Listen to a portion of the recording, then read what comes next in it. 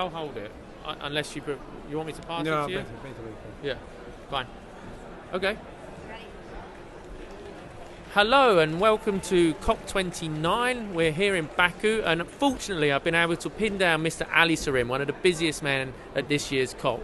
Mr. Sarim is the climate envoy at the COP29 this year in Baku for Vanuatu.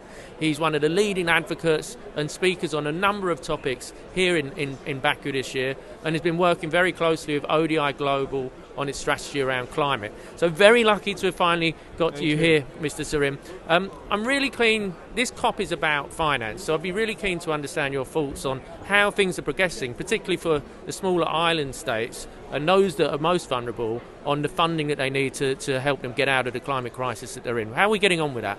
Unfortunately, negotiations are slower than I was expecting. I was having results earlier. It looked like that we will hear some good news by the end of negotiations.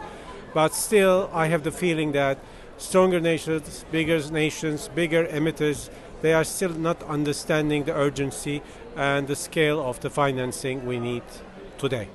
Is there conversations about how we can get some independence on the funds that are available to them? What discussions are happening around that, and what challenges are we seeing there?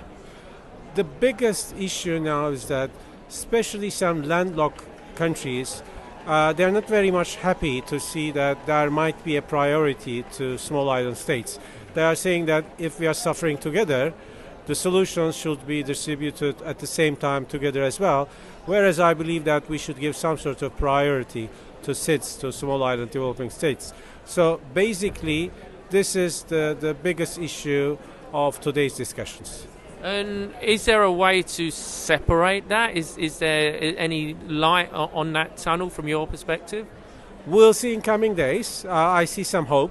But the thing is that whatever is going to happen, it should happen in this COP. This is a finance COP. We should not leave it to Brazil. Some people are saying that although we will not have the final results, COP in Brazil will give other opportunities, so we should not be worried about. But it will be very much worrying if COP29 in Baku in Azerbaijan will not have the exact solutions. So is there any conversation on independence of spending as opposed to funding as groups? Can we see islands operate on their own in this regard, or is this not part of the conversation? It is part of the conversation. Also, there are some ideas to start some climate change funds for the islands. But the biggest issue I think we have to focus is that the applications and the processing times.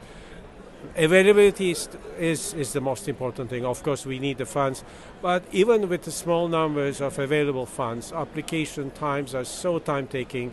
Some island states are waiting for 5 years, 6 years, in some cases 7 years. So still, I feel that we are at a primitive stage of these global talks on finance. Is there a way that the private sector can have a role to speed things up? They're not keen to sit around, and they also want, as we can see in generally, that they want these things to move at a pace that's quicker than the negotiations. Is there opportunities with the triple Ps, structures? What role can we see around that to help? The weakest thing is PPP structures. Right. All the island states needs urgently advice on legislation, policy making, and how to fit their current legal systems to PPPs, because PPPs are the only solution for quick solutions. In coming 15 years, there will be more than $80 trillion of wealth going from one generation to other generation. And the trend shows that family offices will be very interested to participate into PPPs.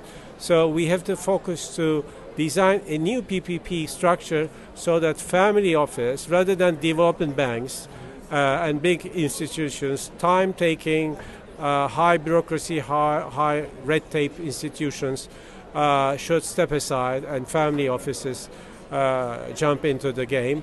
And I see a very big opportunity there. Again, in this COP, we have to discuss how to start efficient, effective, and productive discussions on that bit as well. Well, indeed, and fortunately you're here to highlight that as a topic, and I hope this COP allows you to drive that conversation forwards for the PPP opportunities and bringing that private sector to get these funds to the countries that need it most and the quickest. Mr. Sarim, thank you for taking the time to see us. Thank you very much for hosting me. Thank you so much. Pleasure.